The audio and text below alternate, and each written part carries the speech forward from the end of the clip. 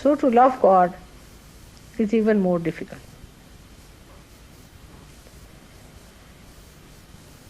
Without seeing Him, without knowing Him, without knowing His bounties, without getting realization, it is very difficult. But today that is not the case.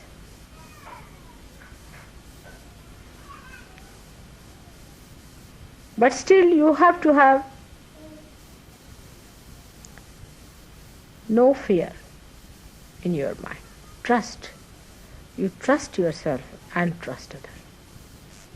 First of all, try to trust yourself. If you have made mistakes, you have to say, yes, I have made mistakes, all right. So what? Trust yourself that you can correct yourself also. Trusting doesn't mean blind ego trip. It does not mean that. Trust means that, yes, I can correct myself. I can improve. I can do better. Some people think that if you trust yourself, then you should never confess anything that you have done wrong. That you should never say that it was wrong and I can correct. This is a wrong idea. You have to trust yourself by saying that yes, I have done mistakes, I have been doing wrong, I have been faltering, but I can correct. I have that strength within me. I can rise above all these things. I have that thing within me which I can use to my advantage.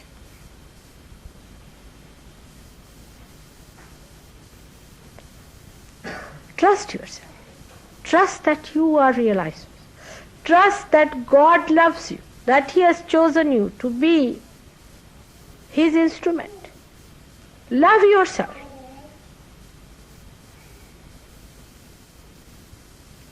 You are unique, no doubt. As it is human beings, every individual is a unique person. But after realization, you are definitely a unique person.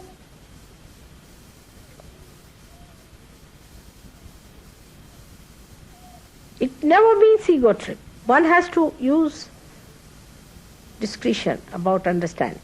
It never means ego trip. If you cannot correct yourself, you are not master of yourself.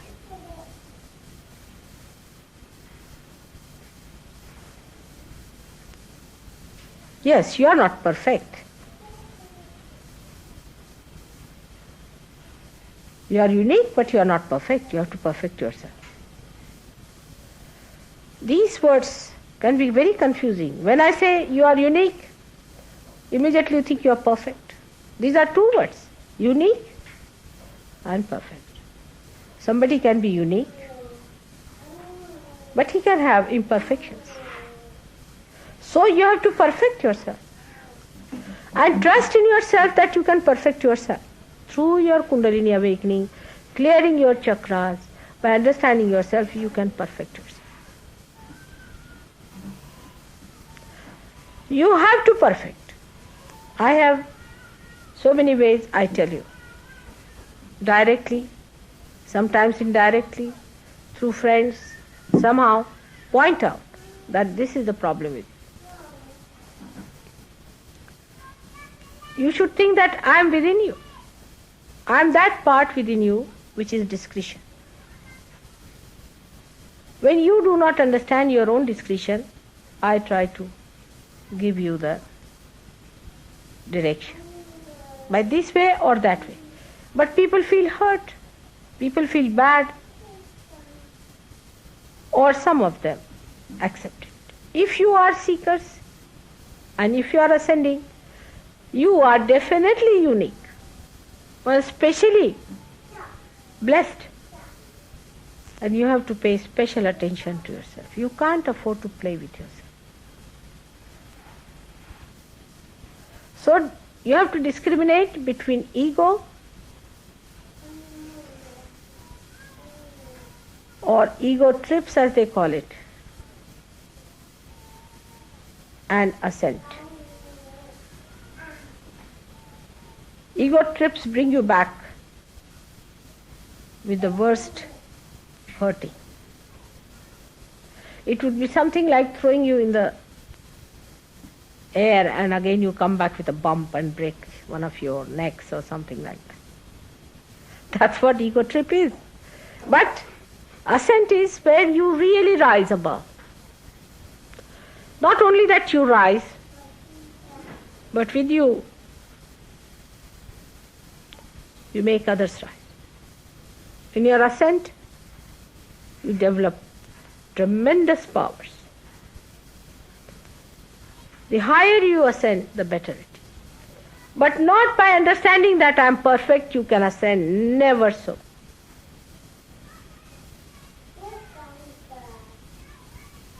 There's a story of a teacher and his student. The teacher was very kind to the student and he would come and show him his creations. He was very kind to him. And every time he would say that I have done this good and this is the thing that I have not been able to do. So will you please tell me how to correct it? And the teacher would say, yes, good. You better correct this part. Then do this. And one day the student came and said, now this is perfect. He said, you are no more student now.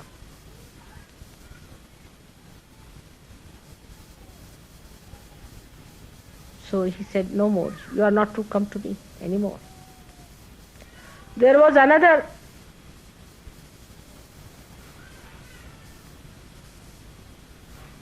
student who was coming every day and correcting himself. And he told to his teacher that today I think I can teach others, but not yet perfect. He said, all right, you go and teach. The third one was a student who came and he was always trying to see what was the mistake and how he has to correct, and how he worked very hard, very assiduous, very hard working. And he came to his teacher one day and he said, sir, I will not trouble you anymore now. He said, true, now you take my seat.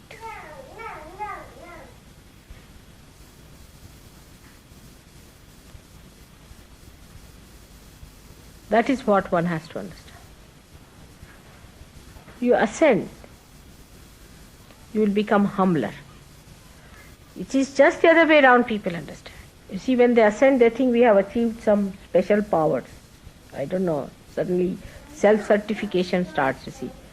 I'm very good in spirituality, I'm very high up and all that. This self-certificate starts. And then it can reach such a point that suddenly you found you are on the earth again. This kind of thing is not the way it works out. Actually, the people who ascend, there are certain qualities that show on them. The first thing is your collectivity. How collective you are. With how many people you can carry on. At how many things you can laugh. That is one of the biggest qualities.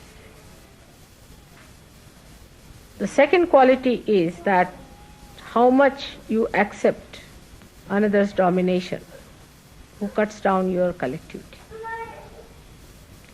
You must have your personality separate from everyone. If you allow others to cut your personality, say for example, there's a boss and you are the employee, and the boss is not realized soul and you are a realized soul. Or maybe both are realized souls. Take it like that. And one of them is ascending. Then he becomes humbler, he becomes better, there are congenial relationships. But to a point.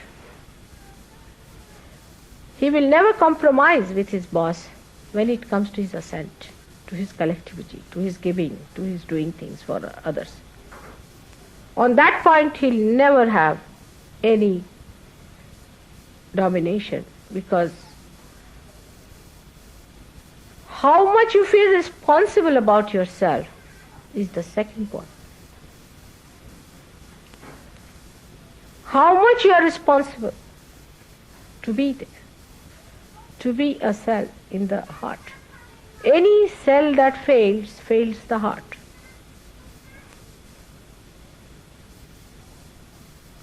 Every cell in the heart has to be extremely sensitive and extremely obedient to the self, to the spirit.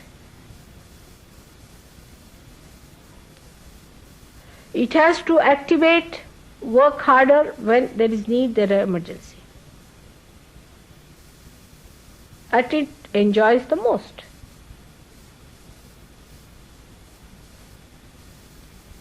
And no impurity should be allowed. The third point. As I told you, first is collectivity, secondly your responsibility. And third point is purity. Purity of your own heart, first of all. Of your own heart, about sincerity, cunningness. As I am saying this, you will be realizing that all Englishmen believe in the contrary. Nowadays, not olden times, but nowadays. Clean heart, transparent, open heart. Trust others. Talk to everyone with an open heart. Trust others. Why do you doubt? If you do not doubt yourself, you will not doubt others. What are they going to take away from you? What have you got? Nobody can take away your nose, eyes, nothing. It's all quite intact. It's all nicely glued down. So nothing is going to disappear. What are they going to hurt to a person who is a realized soul? If your heart is clean, you can see the other person clearly through and through. Innocence is such a powerful thing that even a glance is sufficient to kill a Satan. Purity of heart. Actually, when the heart becomes impure, the impurity flows down to other places.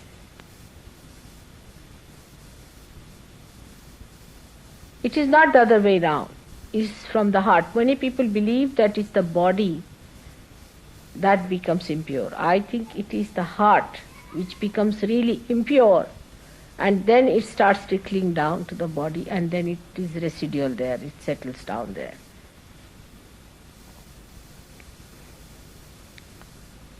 So have a clean, open heart like a child's heart. Open heart.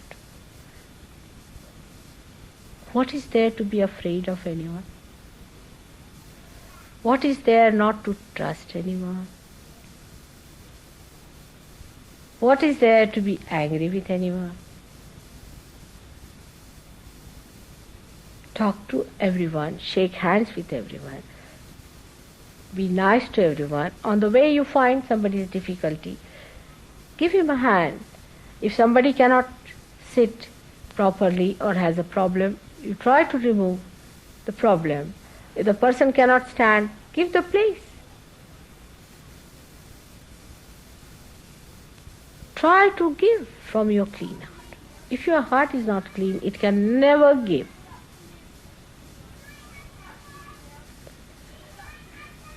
Now, how do you clean the heart?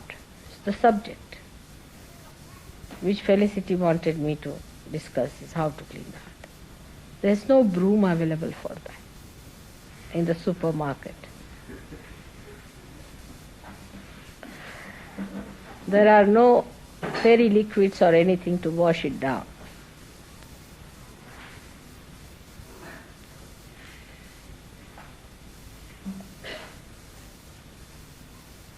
But there is a way. Allow your heart to be drenched in your mother's love. Just allow. See how much she loves you. I trust you. People laugh at me sometimes. Some of these saints who are supposed to be very great people, they can't understand how I trust you. They say that, oh, these are all lost traces. These are horrible people. How do you trust them? They are not sannyasis, they are not sadhus, they are nothing. They are ordinary people. For them, your value is nothing. If you go to them, they will make you stand on your head for 3 months. For 3 years they may hang you on a well. I don't know what they will do to test you. But I trusted you the day I saw you. The day you came to me, I trusted you. And I've worked on you from the very first day, knowing what you are, but I trust your spirit, that it would shine. In the same way, trust. We laugh at others. I've seen Sahajogis laugh at others, make fun of them when they come to. Trust them. When you will trust them, you will respect them also. So you have to believe in yourself and enjoy the way gently you are sweeping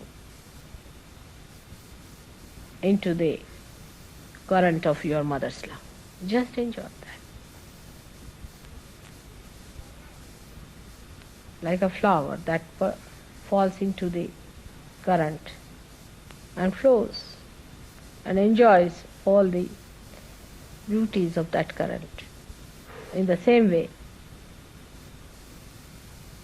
you should enjoy.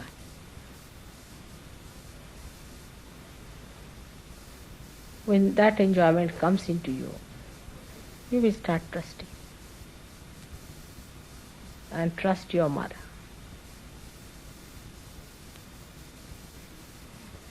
I try many things to correct you, but trust in one thing, that whatever I try for you or do anything I may do for you, it is just to clean you. That's my job. May sometimes you might feel I'm publicly saying things for you. Maybe your images are being ruined by that, or whatever you may think. That's not the way. Is for your hita, is for the well-being of your spirit.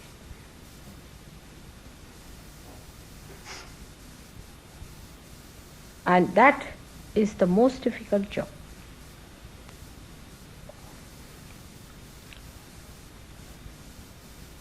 With all this,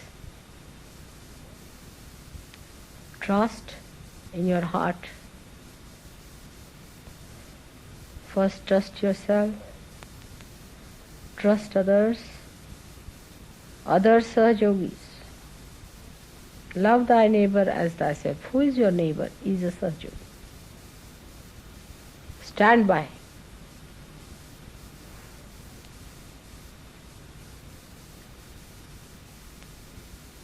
And trust your mother. As I have trusted you, you have to trust me. And it will work out. Open your heart to this trust.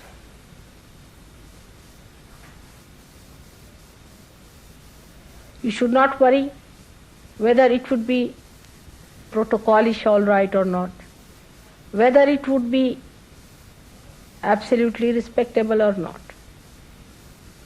Because heart knows.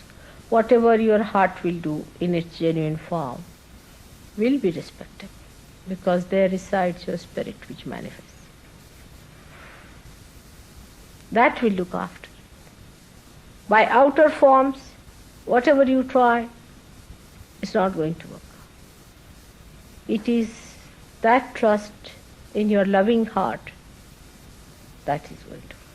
It doesn't matter. You see, today she brought some flowers. There were some supposed to be weeds, according to her.